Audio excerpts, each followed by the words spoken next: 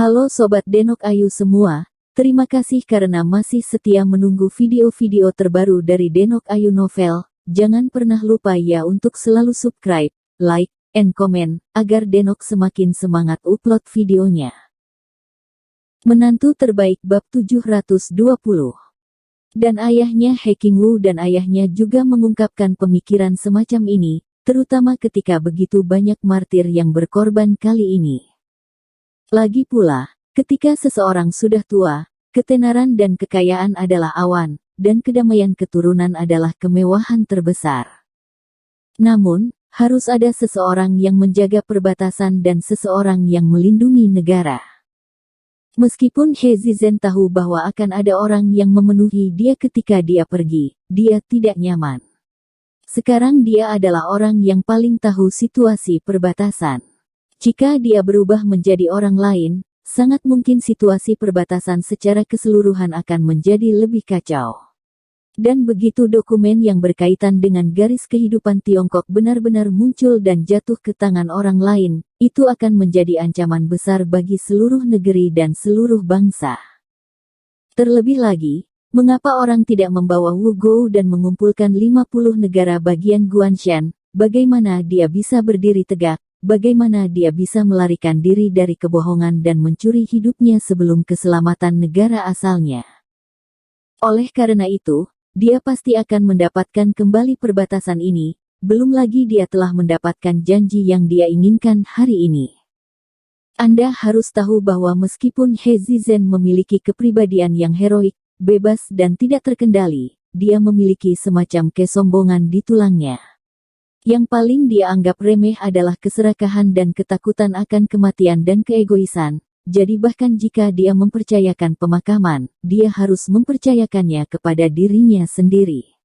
Di antara orang-orang di Beijing saat ini, Lin Yu adalah orang yang paling dia kagumi, jadi merupakan kehormatan besar baginya untuk bisa mendapatkan janji Lin Yu. Karena senang, He Zizhen mau tidak mau minum beberapa gelas lagi di siang hari. Dia sedikit mabuk, tapi tetap menyeret Lin Yu menemaninya untuk terus minum. Ini adalah pertama kalinya dia dan Lin Yu duduk bersama untuk minum, dan mungkin ini terakhir kali dia duduk bersama untuk minum, bersenang-senang. Lin Yu tidak menolak, minum dengan He Zizhen. Xiao Manru di samping melihat suasana harmonis He Zizhen minum dan mengobrol dengan Lin Yu, tersenyum lebar, dan mencegah Jiang Yan memetik sayuran untuk membuat Jiang Yan makan lebih banyak, tapi dia tersenyum, matanya ada lapisan tipis air mata tanpa disadari. Hari yang indah. Tapi setelah ini, berapa kali lagi? Faktanya, dia membujuk He Zizhen sepanjang malam, menginginkan He Zizhen untuk tinggal, tetapi dengan karakter keras kepala He Zizhen, bagaimana dia bisa membujuknya untuk hidup? Sebelum mereka menyadarinya, Lin Yu dan He Zizhen telah meminum 3 botol Moutai, dan keduanya jelas-jelas mabuk. Dia Zizhen masih berteriak agar Xiao Manru mengambil anggur lagi, tetapi kepala mereka tenggelam dan jatuh ke atas meja. Orang tua ini harus meminumnya seperti ini. Xiao Manru memandang He Zizhen, yang sedang mabuk, dan tidak bisa menahan senyum sedikit mengeluh. Jiarong, Yan membuatmu tertawa. Sebenarnya, aku tahu, dia juga bahagia. Kemudian dia bangkit dan membantu He Zizhen ke atas sofa. Bibi, tidak apa-apa, tidak masalah. Apakah kamu lupa, saya seorang dokter? Lin Yu berkata bahwa dia memeras beberapa menit di titik akupuntur guancong, dan alkohol tiba-tiba berkurang beberapa menit. Kemudian dia berjalan ke He Zizhen dan mencoba untuk membantu He Zizhen sadar, tetapi Xiao Manru menghentikannya. Biarkan dia tidur sebentar, aku sudah lama tidak melihatnya tidur nyenyak. Xiao Manru menatap He Zizhen di sofa, dengan cinta tak terbatas di matanya. Lin Yu mengangguk dan tersenyum, lalu mengobrol lama dengan Xiao Manru dengan Jiang Yan. He Zizhen bangun setelah alkoholnya hilang. Setelah minum beberapa gelas air, Lin Yu memintanya untuk mampir dan berbicara tentang bisnis. Tuan kedua, apakah kamu akrab dengan ginseng di tangan pria ini? Lin Yu berkata bahwa dia memberikan foto-foto yang dia peroleh dari Zhen Guojing kepada He Zizhen. He Zizhen meminum air liurnya dan buru-buru mengambilnya. Ketika dia melihat tali brokat di tangan pria itu, dia tiba-tiba terlihat kaget dan berkata dengan cemas, "Bukankah ini tali brokat pada belati baja misterius itu?" Ya, Xiang Lao benar. Sangat mungkin tali emas ini berasal dari sebuah biara di Asia Tenggara. Lin Yu berkata dengan suara yang dalam, "Kamu mengambil orang untuk membunuh begitu banyak anggota mereka kali ini. Saya kira mereka akan membalas dendam terhadap Anda. Jadi kali ini Anda kembali ke perbatasan, Anda harus berhati-hati terhadap keamanan.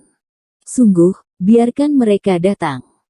Wajah He Zizhen tiba-tiba tenggelam, dipenuhi dengan udara pembunuh, dan berkata dengan dingin, "Aku mencoba membalas dendam saudara-saudaraku yang sudah mati." Lin Yu mengangguk dengan sungguh-sungguh, lalu menunjuk ke pria berwajah hitam di foto dan berkata, "Saya kira orang ini sebagian besar terkait dengan biara. Orang-orang sudah menemukan cara untuk menariknya keluar. Kemudian mereka akan menangkapnya. Saya akan mengirimkannya kepada Anda, mungkin Anda dapat meminta sesuatu dari mulutnya." Baik. He Zizhen mengangguk dengan penuh semangat, memicingkan mata ke pria di foto, dan kemudian menoleh ke Lin Yu dan tersenyum, "Jiarong, jangan khawatirkan aku. Aplikasi yang aku berikan di atas telah berlalu. Kali ini aku akan kembali ke perbatasan. Orang-orang dari 2 departemen intelijen militer akan pergi dengan saya. Sungguh, itu tidak bisa lebih baik." Lin Yu terlihat senang, tapi kemudian dia tidak bisa menahan perasaan pahit di hatinya. Meskipun orang-orang di Departemen Intelijen Militer ini lebih baik daripada pasukan khusus, efektivitas tempur mereka tidak sebaik sebelumnya. Mungkin mereka tidak sebaik tuan misterius yang dia kumpulkan dari rakyat. Hebat. Setelah mengobrol dengan He Zizhen dan Xiao Manru selama beberapa hari, melihat bahwa sudah larut malam, Lin Yu dan Jiang Yan berdiri dan pergi. Sebelum pergi, Xiao Manru memegang tangan Jiang Yan dengan enggan, dan menyuruh Jiang Yan untuk datang dan duduk lebih lama ketika dia baik-baik saja. Akhirnya, He Zizhen dan Xiao Manru terus mengirim Lin Yu dan Jiang Yan keluar dari gerbang, dan mereka menyaksikan Jiang Yan dan Lin Yu pergi. Melihat Jiang Yan dan Lin Yu menjauh, mata Xiao Manru memerah dan mendesah pelan, "Jika mereka benar-benar menantu kami." Setelah Lin Yu dan Jiang Yan pergi, mereka siap untuk pulang. Pada saat ini, Ye Qingmei menelepon Jiang Yan seperti yang diperintahkan Lin Yu, dan meminta Jiang Yan untuk pergi berbelanja. Jiang Yan tidak ragu sama sekali, dan setuju. Kakak senior benar-benar luar biasa. Melihat Jiang Yan naik taksi dan pergi, Lin Yu tersenyum penuh kemenangan dan memanggil Li Zhensheng untuk bertanya kepada kepala cucu laki-laki tua apakah dia telah membuat tiruan dari jepit rambut jambul emas tiruan. "Baru saja selesai, Tuan, saya baru saja mendapatkannya, dan saya akan pergi ke rumah sakit." Li Zhensheng di ujung telepon dengan tergesa-gesa menjawab, "Cucu lelaki tua ini adalah dewa terkutuk, dan dia melakukan hal yang persis sama. Untungnya, saya membuat tanda sebelumnya, jika tidak saya tidak dapat membedakan mana yang benar atau salah." "Haha, itu bagus, Kakak Li, jangan kembali ke rumah sakit, datang saja ke rumahku." Lin Yu buru-buru berkata, meminta Li Zhensheng untuk mengirimkannya langsung, dan menyelamatkan dia untuk mengambilnya. Bagaimanapun, Lin Yu masih memiliki ketakutan yang tersisa ketika dia mengingat apa yang terjadi di pagi hari, karena takut Jiang Yan tiba-tiba akan membunuh karabin. Setelah Lin Yu tiba di rumah, Li Zhensheng sudah menunggu di luar komunitas, menyerahkan barang-barang itu kepada Lin Yu, dan memberitahu Lin Yu mana yang asli dan mana yang ditiru. Lin Yu mengambil tiruannya secara langsung, tetapi tidak menerima tiruannya, dan berkata kepada Li Zhensheng, "Saudara Li, kamu benar-benar membuang yang ini." Saat dia membuka kotak dan melihat lebih dekat pada jepit rambut jambul di tangannya, dia melihat bahwa itu memang persis sama dengan yang itu, dan dia mengagumi bahwa keahlian cucu lelaki tua itu benar-benar luar biasa. Mengapa membuang barang yang begitu bagus? Sayang sekali membuangnya. Li Zhensheng ragu. Kamu tidak perlu khawatir tentang itu. Lin Yu berbisik, dengarkan aku, semakin jauh kau pergi, semakin baik. Baris. Li Zhensheng setuju dan pergi dengan jepit rambut jambul asli ini. Lin Yu mengambil jepit rambut jambul palsu ke atas dan membuka laci lagi dengan mudah, lalu dengan hati-hati membungkus jepit rambut jambul palsu dan meletakkannya seperti aslinya, lalu mengunci laci. Baru setelah itu dia menghembuskan napas, tetapi pada saat yang sama dia memiliki beberapa kekhawatiran dan kecemasan di dalam hatinya. Meskipun jepit rambut jambul ini adalah tiruan, itu sama sekali bukan yang asli. Menurut pemahaman Jiang Yan tentang jepit rambut jambul asli, sulit untuk mengatakan bahwa dia tidak akan mengenalinya. Lin Yu menunggu lama dengan gugup. Jiang Yan dan Ye Qingmei kembali setelah berbelanja, membawa tas besar dan kecil di tangan mereka. Mereka tampak sangat bahagia, berbicara dan tertawa. Jiarong, apakah kamu sudah makan?